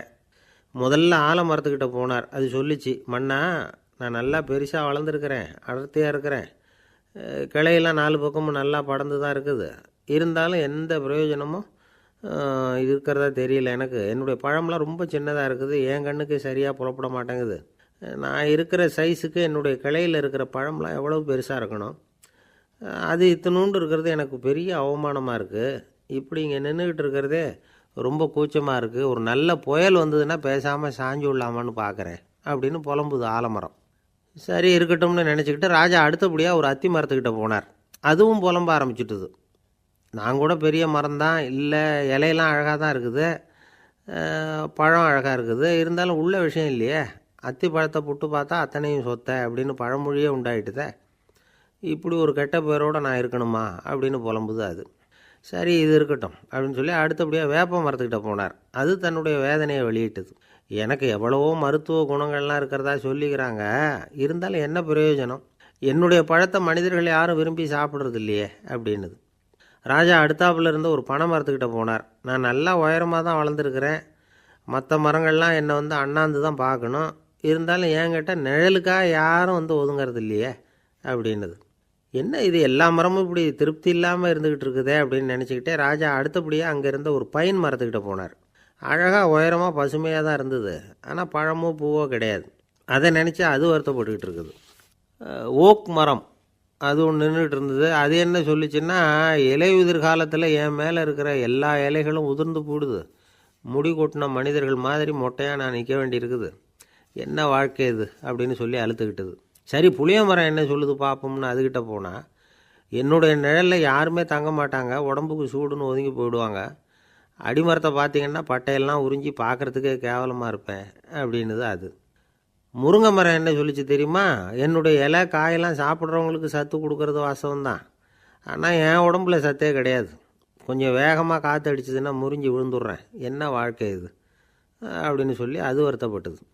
ராஜா யோசனை பண்ணார், என்ன இது மரங்கள் வந்து பூமியின் வரங்கள்னு சொல்கிறோம், மழை பெய்யறதுக்கு அதுதான் காரணம், பூமி செழிப்பாக இருக்கிறதுக்கும் அதுதான் காரணம், வீடு கட்டுறதுக்கு மரம், நாற்காலி செய்ய உபயோகப்படுத்துறதுக்கும் அதுதான் உபயோகப்படுது, மனுஷனுக்கு வேண்டிய ஆகாரங்களையும் கொடுக்குது, இப்படிலாம் இருந்தும் எல்லா மரமும் நிம்மதி இல்லாமல் இருந்துக்கிட்டு இருக்குதே அப்படின்னு நினச்சார். அப்போது அங்கே இருந்த ஒரு மகிழ மரம் அவர் கண்ணில் பட்டுது. அந்த மரம் மட்டும் கொஞ்சம் நிம்மதியாக மகிழ்ச்சியாக இருக்கிறது மாதிரி தெரிஞ்சுது. உடனே ராஜா அதுக்கிட்ட போனார். உனக்கு மனசில் எதுவும் குறை இல்லையான்னு கேட்டார். இல்லை, நான் சந்தோஷமாக தான் இருக்கேன்னு அந்த மகிழ மரம். அப்படியான்னு ஆச்சரியமாக கேட்டார் ராஜா. ஆமாம் மன்னா, இந்த இடத்துல நீங்கள் ஒரு முருங்கை மரத்தையோ வேப்ப மரத்தையோ கூட நட்டிருக்கலாம், ஆனால் இந்த இடத்துல நடுறதுக்கு என்ன தேர்ந்தெடுத்துருக்குறீங்க, அதுவே எனக்கு பெருமை, அதுவே எனக்கு திருப்தி அப்படின்னு தான் மகிழ மரம். மகிழ மரம் சாதாரணமாக தான் இருக்கும், இளம் மஞ்சள் நிறத்தில் பூக்கள், அது காய்ந்தும் மனம் வீசும். மகிழ மரம் மாதிரி மன திருப்தியோடு வாழறதுக்கு நாம் கற்றுக்கணுமா. நாம் இந்த உலகத்தில் ஒரு நாயாவோ நரியாவோ கூட பிறந்திருக்கலாம், மனுஷனாக பிறந்திருக்கிறோம், அதுவே பெருமை தானே. இந்த நிறைவு தான் மகிழ்ச்சியின் ரகசியம். ஒரு பையன் அப்பா கிட்ட போய், அப்பா நீங்கள் இந்த உலகத்தில் ஒரு மனுஷனாக பிறந்தது என்னோட அதிர்ஷ்டம் நானா. ஏண்டா அப்படி சொல்கிறேன்னு இருக்கார் அப்பா. நீங்கள் ஒரு கரடியாக பிறந்திருந்தா இந்நேரம் நானும் ஒரு கரடி குட்டியாக தானே இருந்திருப்பேன் அப்படின்னு நானா பையன். இந்த உலகத்தில் நாம் நல்லபடியாக இருக்கணும்னா அதுக்கு முக்கியமாக தேவைப்படுறது ரெண்டு. ஒன்று செல்வம், இன்னொன்று அறிவு. சரி, இது ரெண்டில் சிறந்தது எது அப்படின்னு ஒரு கேள்வி கேட்டால் என்ன பதில் சொல்கிறது? இதே கேள்வியை ஹஸ்ரத் அலி அவர்கள்கிட்ட கேட்டாங்களாம். அவர் ஒரு பெரிய அறிஞர். கேள்வி கேட்டவங்களும் சாதாரண ஆட்கள் இல்லை, இவங்களும் அறிஞர்கள். ஒரு நாள் ஹஸ்ரத் அலி அவர்கள்கிட்ட 10 அறிஞர்கள் வந்தாங்களாம். ஐயா, நாங்கள் 10 பேரும் உங்ககிட்ட ஒரே கேள்வியை தான் கேட்க வந்திருக்கிறோம், ஆனால் எங்கள் 10 பேருக்கும் நீங்கள் தனித்தனியாக பதில் சொல்ல முடியுமா அப்படின்னு கேட்டிருக்காங்க. அதாவது அவங்க ஒரே கேள்விக்கு இவர்கிட்ட இருந்து 10 விதமான பதில் எதிர்பார்க்குறாங்க. சரி கேளுங்க, என்ன கேள்வி அப்படின்னார் அவர். அப்போ தான் அவங்க கேட்டாங்களாம், செல்வம் அறிவு இது ரெண்டில் சிறந்தது எது? இதுதான் கேள்வி. ஹஸ்ரத் அலி என்ன பண்ணார் தெரியுமா? அவங்கள ஒவ்வொருத்தராக கூப்பிட்டார், ஒவ்வொரு விதமான பதிலை சொல்லி அனுப்புனார். முதல்ல ஒருத்தரை கூப்பிட்டார், சொன்னார், அறிவுங்கிறது தீர்க்கதரிசிகள், ஞானிகள், மகான்கள் இவங்களோட பரம்பரை சொத்து, ஆனால் செல்வங்கிறது கொடுங்கோலரின் ஆயுதம், அதனால் அறிவு தான் சிறந்தது அப்படின்னார். ரெண்டாவது ஆளை கூப்பிட்டார், உங்ககிட்ட செல்வம் இருந்தால் நீங்கள் தான் அதை காப்பாற்றணும், ஆனால் அறிவு உங்களை எப்பவும் காப்பாற்றும், ஆகவே அறிவு தான் சிறந்தது அப்படின்னார். மூணாவது ஆளை கூப்பிட்டார், செல்வந்தனுக்கு எப்போதும் விரோதிகள் அதிகம், ஆனால் அறிஞனுக்கு நண்பர்கள் அதிகம், அதனால் அறிவு தான் சிறந்ததுன்னார். அடுத்தவரை கூப்பிட்டார், செல்வம் அடுத்தவங்களுக்கு கொடுக்க கொடுக்க குறையும், ஆனால் கல்விங்கிறது அதிகரிச்சுக்கிட்டே வரும், கொடுக்கறதுனால குறையாது, அதனால் அறிவு தான் சிறந்ததுன்னார். இன்னொருத்தரை கூப்பிட்டார், அறிவுள்ளவன் எப்பவும் அதை அடுத்தவங்களுக்கு வாரி வழங்கிக்கிட்டே இருப்பான், அதனால் அவங்ககிட்ட தாராளத்தன்மை இருக்கும், ஆனால் செல்வந்தன்கிட்ட கஞ்சத்தனம் தான் இருக்கும், அதனால் அறிவு தான் சிறந்ததுன்னார். ஆறாவது நபரை கூப்பிட்டார், செல்வத்தை கள்வர்கள் திருடிட்டு போக முடியும், ஆனால் அறிவை அப்படி திருடிட்டு போக முடியாது அப்படின்னார். 7வது நபரை கூப்பிட்டார். செல்வம் வந்து கால ஓட்டத்தில் அழிஞ்சிரும், ஆனால் அறிவை வந்து கால ஓட்டம் ஒன்றும் பண்ண முடியாது, ஆகவே அறிவே சிறந்ததுன்னார். 8வது ஆளை கூப்பிட்டு சொன்னார், செல்வத்துக்கு எப்பவும் எல்லை உண்டு, நிறை உண்டு, அளவு உண்டு, கணக்கு உண்டு, ஆனால் அறிவுக்கு அப்படிப்பட்ட எல்லை எதுவும் கிடையாது, அதனால் அதுதான் சிறந்ததுன்னார். அடுத்தவனை கூப்பிட்டார். செல்வம் வந்து உள்ளத்தில் உள்ள ஒளியை வந்து போக்கிவிடும், இருட்டை உண்டாக்கிவிடும், விரிந்த மனப்பான்மையை வந்து குறுகலாக்கிவிடும். ஆனால் அறிவு அப்படி இல்லை, இருண்ட உள்ளத்தில் ஒளியை பாய்ச்சி அதை விசாலப்படுத்துது, அதுதான் சிறந்ததுன்னார். கடைசியாக 10வது நபரை கூப்பிட்டார். செல்வம் வந்து மனசில் செருக்கை உண்டாக்குது, ஆணவத்தை ஏற்படுத்துது, அதனால் நானே கடவுள்னு நினைக்கிற அளவுக்கு மனுஷனை வந்து தாழ்த்தி விடுது, ஆனால் அறிவு வந்து பணிவையும் பண்பாட்டையும் வளர்க்குது, அதனால் அறிவு தான் சிறந்ததுன்னார். ஆக இப்படி 10 பேருக்கும் 10 விதமாக பதில் சொன்னது மூலமாக ஹஸ்ரத் அலி அவர்கள் அறிவு தான் செல்வத்தை விட சிறந்தது அப்படிங்கிறதுக்கு 10 காரணங்களை சுட்டி காட்டியிருக்கார். அந்த அறிஞர் 10 பேர் கேட்ட ஒரே கேள்விக்கு 10 பதில் சொன்னார். நமக்கு வேண்டிய ஒருத்தர் 10 பேர் கேட்ட கேள்விக்கு ஒரே பதில் சொல்லி சமாளித்தார். கேள்வி என்ன தெரியுமா? என்கிட்ட வாங்கின கடனை எப்போயா திருப்பி கொடுக்க போகிறேன்? இதுதான் அந்த 10 பேரும் கேட்ட ஒரே கேள்வி. இந்த மாதம் 26ஆம் தேதி தந்துடுறேன் அப்படிங்கிற ஒரே பதில் சொல்லி அவ்வளவு பேரையும் இவர் அனுப்பி வச்சுட்டாராம். எல்லாரும் போனதுக்கப்புறம் இவரை தனியாக கூப்பிட்டு கேட்டிருக்கிறாங்க, அது என்ன சார் கணக்கு, 26ஆம் தேதி அன்னைக்கு என்ன அதிசயம் நடக்க போகுது அப்படின்னு கேட்டிருக்காங்க. அதிசயம் அன்னைக்கு இல்லை, அதுக்கு நாளே நடக்க போகுதுன்னாராம். விவரமாக சொல்லுங்கன்னு இருக்காங்க. வேறு ஒன்றும் இல்லைங்க, 26ஆம் தேதி தானே எல்லாரையும் வர சொல்லியிருக்கிறேன், அதுக்கு நாளே நான் புறப்பட்டு தலைமறைவாயிட போகிறேன் அப்படின்னாராம் ரொம்ப பெருமையாக. துருக்மேனியாவில் அஷ்காபாத் அப்படின்னு ஒரு நகரத்தில் ஒரு புவியியல் விஞ்ஞானி இருந்தார். அவர் ஒரு நாய்க்குட்டி வளர்த்தார். ஒரு நாள் முன்னிரவு நேரம் ஒரு மேஜைக்கு முன்னாடி உட்காந்து அந்த விஞ்ஞானி ஏதோ கணக்கு போட்டுக்கிட்டு இருக்கிறார். அவருக்கு ஒரு சின்ன பெண் குழந்தை, அது தொட்டிலில் தூங்கிட்டு இருக்குது. அந்த நாய்க்குட்டியும் ஒரு மூலையில் படுத்து அது பாட்டுக்கு தூங்கிட்டு இருந்தது. ஒரே அமைதி. அந்த நேரத்தில் திடீர்னு அந்த நாய்க்குட்டி துள்ளி எழுந்திரிச்சிது, நேராக குழந்தைகிட்ட ஓடிச்சு. அந்த குழந்தைய அது போட்டிருந்த ட்ரெஸ்ஸோடு சேர்த்து கவ்வி தூக்குச்சு. தூக்கிக்கிட்டு வாசல் பக்கம் ஓடிச்சு. நாய்க்குட்டி குழந்தைய கவ்வி தூக்க முடியுமாங்கிற சந்தேகம் உங்களுக்கு இல்லையா? நீங்கள் வந்து நம்மூர் நாய்க்குட்டியவே பார்த்து பழக்கப்பட்டிருக்கீங்க, அதனால் நம்புறதுக்கு சிரமமாக இருக்கும். அந்த ஊர்லெலாம் அது வந்து ரொம்ப ஸ்ட்ராங்காக இருக்கும், ஒரு ஏதோ கண்ணுக்குட்டி மாதிரி இருக்கும். விஞ்ஞானி அதை பார்த்துட்டார். உடனே அந்த நாய்க்கு வந்து வெறி பிடிச்சிட்டுதுன்னு முடிவு பண்ணிவிட்டு தன்னோட கை துப்பாக்கியை எடுத்துக்கிட்டு ஓடி வந்தார். அவர் வெளியில் வந்து நாய்க்குட்டி எங்கே அப்படின்னு பார்த்து தேடுறார். அந்த நேரத்தில் அந்த வீடு வந்து இடிஞ்சு விழுது. காரணம் பூமி அதிர்ச்சி. இப்படி பூமி அதிர்ச்சி உண்டாக போகுதுங்கிறது அந்த நாய்க்குட்டிக்கு முன்னாடியே தெரிஞ்சு போச்சு. அதுதான் குழந்தைய தூக்கிட்டு வெளியில் ஓடி வந்திருக்குது. அது மூலமாக அந்த குடும்பத்தையே காப்பாற்றிருக்குது அந்த நாய்க்குட்டி. இந்த சம்பவம் நடக்கிறதுக்கு 3 நாளைக்கு முன்னாடியே சில பிராணிகளுக்கு இப்படி நடக்க போகுதுங்கிறது தெரிஞ்சிருக்குதான். ஆமாம், அந்த நகரத்தில் 3 நாளைக்கு முன்னாடியே பாம்பு, பல்லி இதெல்லாம் அது தங்கியிருந்த வலையை விட்டு வெளியில் ஓடி வந்துட்டுது. அதே மாதிரி அங்கே இருந்த புறாவெல்லாம் பறந்து போயிடுச்சான். இதே மாதிரி யுகோஸ்லோவியாவில் கூட ஒரு நகரம், அங்கே ஒரு நாள் ராத்திரி ஒரு மிருக காட்சி சாலையில் திடீர்னு ஒரு பெரிய கலவரம், கூச்சல், குழப்பம். அங்கே இருந்த கழுதை, புலி, யானை, பறவை எல்லாம் கண்ணாபின்னான்னு கத்த ஆரம்பிச்சுட்டுது. நேர் யானை அதுக்குன்னு போடப்பட்டிருந்த தடுப்பையே தாண்டி குதித்து வெளியில் வந்துட்டு தான். மறுநாள் தான் எல்லாருக்கும் விஷயம் புரிஞ்சுது. அடுத்த நாள் காலையில் அங்கே பூமி அதிர்ச்சி உண்டாயிட்டுது. இப்போ பாருங்கள், அதாவது மனுஷனை போய் தீர்க்கதரிசி அது இதுன்னு சொல்லிகிட்டு இருக்கிறோம், இவனை விட அது பரவாயில்லைன்னு தோணுது. அதாவது மிருகங்கள் ஒன்று நடக்க போகுதுங்கிறத முன்னாடியே புரிஞ்சுக்குதே. சரி, இதெல்லாம் எப்படி அது முன்கூட்டி புரிஞ்சுக்குது? அதுதான் படைப்பு ரகசியம். அதை கண்டுபிடிக்கிறதுக்கு தான் மனுஷன் வந்து ஆராய்ச்சி பண்ணிகிட்டு இருக்கிறான். விஞ்ஞானிகளோட ஆராய்ச்சியெல்லாம் ஒரு பக்கம் இருக்கட்டும், வீட்டுக்குள்ளேயே சில ஆராய்ச்சி பண்ணி பாருங்களேன். இப்போ சில யோசனை சொல்லி அதை சோதனை பண்ணி பாருங்க அப்படின்னு ஒருத்தர் சொன்னாராம். அதாவது இப்போ மழை வருமா வராதா அப்படின்னு தெரிஞ்சுக்கணுமா, உடனே ஒரு பூனைக்குட்டி பின்னாடியே மெதுவாக போய் அது என்ன செய்யுதுன்னு கவனித்து பார்க்கணும். பூனைக்குட்டி தன்னோட பாதத்தினால சுகத்தில் வந்து அப்படி கீறிக்கிட்டு இருக்கும். அப்படி கீறினா கண்டிப்பாக மழை வரும். சில சமயம் பூனைக்குட்டி அப்படியே மல்லாந்து படுத்துக்கிட்டு பாதத்தை உயர தூக்கும், அப்படியும் இப்படியும் புரளும். இப்படி செஞ்சதுன்னா அன்னைக்கும் மழை இருக்காது. அதனால் முன்னாடி இருந்தது மழை வர்றதுக்கு அறிகுறி, இது மழை இல்லைங்கிறதுக்கு அறிகுறி. பறவைகள், பிராணிகள் இதுகளோட நடவடிக்கைகளை பார்த்துட்டு அதையெல்லாம் அடிப்படையாக வச்சு தான் காலநிலையை கண்டுபிடிக்கிற கருவிகளை கண்டுபிடிச்சிருக்கிறாங்க. வாத்து இருக்குல்ல, சில சமயம் தன்னோட அழகை தன்னோட இறகுகளில் அப்படியே புதைச்சிக்கும். அப்படி செஞ்சால் குளிர்காலம் வரப்போகுதுன்னு அர்த்தம். பருவநிலை குளிராக மாறப்போகுதுங்கிறதுக்கு இதுதான் அறிகுறி. சிட்டுக்குருவி இருக்குதுல்ல, அதெல்லாம் புழுதியில் உழுந்து புரளும், சிறகுகளை வந்து படபடன்னு அடிச்சுக்கும். அப்படி செஞ்சால் மழை வரப்போகுதுன்னு அர்த்தம். ஒன்று மட்டும் நாம் நல்லா தெரிஞ்சுக்கணும், இயற்கையின் சீற்றம்னு சொல்கிறோம் இல்லையா, இயற்கை ஏன் நம்ம மேலே கோவப்படுது? இயற்கையை நாம் அனுசரித்து போகிறதில்ல, அதனால் கோவப்படுது. காடுகளை அழிக்கப்படாது, விலங்குகளை கொல்லக்கூடாது, இயற்கை ஏற்படுத்தி வச்சுருக்கிற சமநிலையை கெடுக்கக்கூடாது. அதை புரிஞ்சுக்கிட்டு வாழ்ந்தோம்னா பூமியும் நடுங்காது, நாமளும் நடுங்க வேண்டிய அவசியம் இருக்காது. ஒருத்தர் இருந்தார், சாராய கடைக்கு போனாராம், நிறைய சாப்பிட்டார். அப்புறம் சொன்னார், இது ரொம்ப அற்புதமான சரக்கு போல் இருக்குது, உள்ளே போன உடனே இந்த பூமியே நடுங்கிறது மாதிரி இருக்குது எனக்கு அப்படின்னாராம். இதுக்கு கடைக்காரர் சொல்லியிருக்கார், நீங்கள் சாப்பிட்டது வெறும் பச்சை தண்ணி தாங்க, இப்போ ஏற்பட்டிருக்கிறது நிஜம் பூமி அதிர்ச்சி அப்படின்னாராம். ஒரு ஊரில் ஒரு ராஜா இருந்தார். அந்த ராஜாவுக்கு ஒரு மந்திரி. ராஜா ரொம்ப நியாயமானவர், நேர்மையானவர், கண்டிப்பானவர். தப்பு செய்கிறது யாராக இருந்தாலும் தண்டனை கொடுப்பார். வேண்டியவங்களுக்கு ஒரு நியாயம், வேண்டாதவங்களுக்கு ஒரு நியாயங்கிறதெல்லாம் அவர்கிட்ட கிடையாது. ஒரு சமயம் அரசவையில் அந்த அமைச்சரே வந்து விதிமுறைகளுக்கு புறம்பாக ஏதோ நடந்துக்கிட்டு இருக்கார். மன்னருக்கு கோபம் வந்துட்டுது.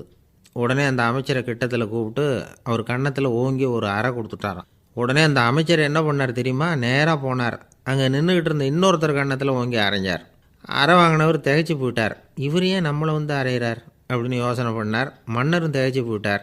நாம் இவர் அரைஞ்சா அதுக்காக இவர் போய் இன்னொருத்தர் அரையணுமா அப்படின்னு யோசனை பண்ணார். இவருக்கு என்ன பைத்தியமானு கூட நினைக்க ஆரம்பிச்சிட்டார். ஆனால் என்ன ஆச்சுன்னா, அப்புறம் அமைச்சர் அவர் கவனிச்சிக்கிட்டு இருந்தாரா, அவர் இன்னொருத்தர் அரைஞ்சார் இல்லையா, அந்த அறை வாங்கின ஆசாமியை பார்த்து கத்திக்கிட்டு இருந்தார். யார்? அமைச்சர். ஏன்பா என்கிட்ட அறையை வாங்கிக்கிட்டு இப்படி விவரம் இல்லாமல் நின்றுக்கிட்டு இருக்கிறிய, நான் உனக்கு கொடுத்ததை நீ வேறு யாருக்கிட்டையாவது கொடுத்துரு அப்படின்னார். உடனே அந்த ஆள் பார்த்தான், தனக்கு அடுத்தபடியாக நின்றுக்கிட்டு இருந்தவனை ஓங்கி ஒரு அறை அரைஞ்சான். அவன் கன்னத்தை தடவிட்டே யோசனை பண்ணான். இது ஏதோ புரிஞ்சுக்கிட்ட மாதிரி அடுத்தாப்பில் நின்றுக்கிட்டு இருந்தவனை அரைஞ்சான். இப்படி இந்த அறை வந்து மாறி மாறி போய்கிட்டே இருக்குது. ஊர் பூரா பிரயாணம் பண்ண ஆரம்பிச்சுட்டுது. அன்றைக்கி ராத்திரி அந்த ராஜா படுக்கிறதுக்காக போனார். அந்த நேரம் பார்த்து அவர் கன்னத்தில் பலார்னு ஒரு அறை விழுந்தது. நம்மளே அரையிறது யார் அப்படின்னு அதிர்ச்சியோட மன்னர் திரும்பி பார்க்குறாரு. அரைஞ்சது அவரோட மனைவி. என்னாச்சு உனக்குன்னு கத்துனார் ராஜா. உங்களுக்கு தெரியாதா, ஊர் பூரா ஒருத்தர் மாற்றி ஒருத்தர் மூலமாக இந்த அறை வந்து பிரயாணம் பண்ணிட்டு வருது அப்படின்னாங்க அந்த அம்மா. அப்படின்னா ஆரம்பித்த இடத்துக்கே வந்துட்டுதா அப்படின்னாராம் மன்னர். என்ன சொல்கிறீங்கன்னு கேட்டிருக்காங்க. இவர் விவரத்தை சொன்னாராம். அப்படின்னா நீங்கள் ஆரம்பித்து வச்ச இந்த விளையாட்டை நான் முடிச்சு வச்சுட்டேன் அப்படின்னாங்களாம் அந்த அம்மா. மறுநாள் காலை மறுபடியும் அரசவை கூடிச்சு அந்த அமைச்சர் மன்னரை பார்த்து கேட்டார், என்ன மகாராஜா, என்கிட்ட கொடுத்ததை திருப்பி வாங்கிட்டீங்களா அப்படின்னாராம். இப்படி நடக்கும்னு நான் எதிர்பார்க்கவே இல்லைன்னார் மன்னர். ஆனால் நான் எதிர்பார்த்தேன், அது எங்கே போயிட போகுது, ஊர் பூரா சுற்றி கடைசியில் உங்ககிட்ட தான் வந்து சேரும் அப்படிங்கிறது எனக்கு தெரியும் அப்படின்னாராம் அமைச்சர். இந்த கதை வந்து வேடிக்கையாக இருந்தால் கூட இதில் உள்ள கருத்து முக்கியமானது. இந்த உலகத்தில் பல கருத்துக்கள் இப்படி தான் மாறி மாறி சுற்றி வந்துக்கிட்டே இருக்குது. நம்மளும் ஒருத்தன் தன்னுடைய நண்பன் ஒருத்தனை கடத்தரில் பார்த்தான். உடனே ஓடி போய் பலார்னு ஒரு அறை கொடுத்தானான். அவன் கன்னத்தை தடவிட்டு ஏன்டா என்னை அரைஞ்சேன்னு கேட்டிருக்கான். நீ ஏன்டா என்னை முட்டாள்னு என் மனைவிட்ட போய் சொன்னேன் அப்படின்ட்டுருக்கான் அவன். உன்னை ஒரு முட்டாள்னு சொன்னதுக்காகவா நீ என்னை அரைஞ்சே அப்படின்னு கேட்டிருக்கான் இவன். டேய், நான் அதுக்காக அறையலப்பா, அது ஒரு பெரிய ரகசியம், நான் முட்டாளுங்கிறது. அந்த ரகசியத்தை நீ வந்து ஏன் எங்கள் வீட்டில் போய் சொன்னேன், அதுக்காக தான் அரைஞ்சேன் அப்படின்னு நான் அவன். பக்தின்னு சொல்கிறோம் இல்லையா, அது வந்து 3 வகைப்படும் அப்படிங்கிறார் ஒரு பெரியவர். அது என்ன 3 வகைன்னா, தெய்வ பக்தி, அடியார்கள் பக்தி, குரு பக்தி. அடியார் பக்தியை விட தெய்வ பக்தியை விட குரு பக்தி தான் ரொம்பவும் சிறந்ததுங்கிறார் அவர். தெய்வத்துக்கிட்ட செஞ்ச பாவம் குருநாதர்கிட்ட தீர்ந்துருமா, குருநாதர்கிட்ட செஞ்ச பாவம் தெய்வத்துக்கிட்ட போனாலும் தீராதான். இப்படி பெரியவங்களாம் சொல்லி வச்சுருக்கிறாங்க. ஒரு காடு, அங்கே அயோத தௌமியர் அப்படின்னு ஒரு தபோதனர். அவர் பல மாணவர்களை ஒன்றா சேர்த்து ஒரு குருகுலம் நடத்திக்கிட்டு இருக்கிறார். பல தரப்பட்டவங்க பல திறப்பட்டவங்க மாணவர்கள் அதில் சேர்ந்து படிச்சுக்கிட்டு இருக்கிறாங்க. பாஞ்சால ராஜகுமாரன் ஒருத்தனும் அந்த குருகுலத்தில் சேர்ந்து படிச்சுக்கிட்டு இருக்கிறான். அவன் பேர் ஆருணி. பெரிய இடத்து புள்ள, இருந்தாலும் படுப்பில் ரொம்ப கெட்டிக்காரனாக இருந்தான். அவன் தான் அங்கே முதல் மாணவன். ஒரு நாள் குருநாதர் அந்த அரசகுமாரனை கூப்பிட்டார். நம்ம குருகுலத்துக்கு சொந்தமான வயலில் தண்ணீர் பெருகி வெள்ளம் வந்து பயிரை வந்து அழிக்குதான், அதனால் நீ போய் மடையை அடைச்சிட்டு வந்துரு அப்படின்னார். அந்த அரசகுமாரன் உடனே புறப்பட்டான். குருநாதர் சொல்லிட்டார்ல, உடனே புறப்பட்டான். நான் பெரிய இடத்து பிள்ளையாச்சே, ராஜகுமாரனாச்சே, ரொம்ப செல்வாக்கூட வளர்ந்தவனாச்சே, நான் போய் வயலில் இறங்கி வேலை செய்கிறதா அப்படின்னுலாம் அவன் நினைக்கல.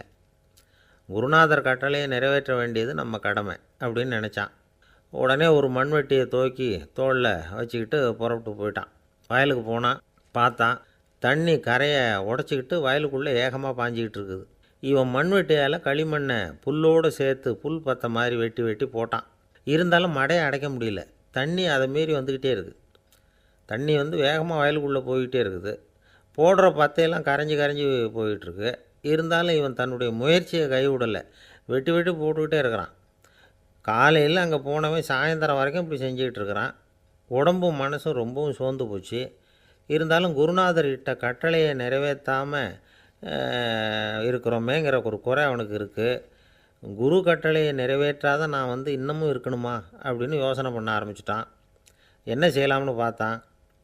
நம்ம குருநாதர் இட்ட பணிக்காக இந்த உடம்பையே தியாகம் பண்ணலாம் அப்படின்னு முடிவு பண்ணான். தண்ணி பாயுதில் அதுக்கு குறுக்க விழுந்து அப்படியே மடையை அடைச்சிக்கிட்டு அப்படியே படுத்துட்டான். இது மற்றவங்களுக்கு தெரியாது. அன்னைக்கு ராத்திரி ஒரு விளக்கு முன்னாடி உட்காந்து குருநாதர் பிள்ளைங்களுக்கு பாடம் சொல்லி கொடுத்துக்கிட்டு இருக்கிறார். முதல் வரிசையில் இருக்கக்கூடிய ராஜகுமாரனை காணலை.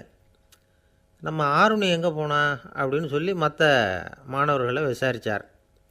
இப்போ அவங்க சொன்னாங்க, சுவாமி அவன் காலையில் வயலுக்கு மடையை அடைக்கிறதுக்காக போனான், நீங்கள் தான் போக சொன்னீங்க, இன்னும் திரும்பி வரல அப்படின்னு அவர் பையன். குருநாதர் உடனே ஒரு தீவெட்டி எடுத்துக்கிட்டு மாணவர்களை அழைச்சிக்கிட்டு வயலுக்கு போனார். அங்கே போய் பார்த்தா ஆளை காணும். ஆருணி ஆருணின்னு சொல்லி சத்தம் போட்டு கூப்பிட்டு பார்க்குறார். நான் இங்கே இருக்கேன் குருநாதா அப்படின்னு காலுக்கு அடியிலேருந்து ஒரு சத்தம் வருது. குனிஞ்சு பார்த்தா அவன் மடையில் படுத்துருக்குறான். என்னப்பா இதுன்னார். காலையிலேருந்து இந்த மடையை அடைச்சி பார்த்தேன் சுவாமி, முடியல, அதனால் இப்படி குறுக்க படுத்துட்டேன். என்னை தாண்டறதுக்கு பயந்து போய் தண்ணியை தேங்கி நின்றுட்டுது அப்படின்னா. அவனுடைய குரு பக்தியையும் அவனை தாண்டறதுக்கு அஞ்சு நிற்கிற தண்ணி தேக்கத்தையும் பார்த்துட்டு எல்லாரும் ரொம்ப ஆச்சரியப்பட்டு போயிட்டாங்களாம். ஆருணி எழுந்திரிச்சு வா அப்படின்னு கூப்பிட்டாரான் குருநாதர். அவன் தண்ணீரை பொழந்துக்கிட்டு எழுந்திரிச்சு வந்தானான். அதனால் அவனுக்கு உத்தாலகன் அப்படின்னு ஒரு பேர். உத்தாலகன்னா தண்ணீரை பிளந்தவன் அர்த்தம்.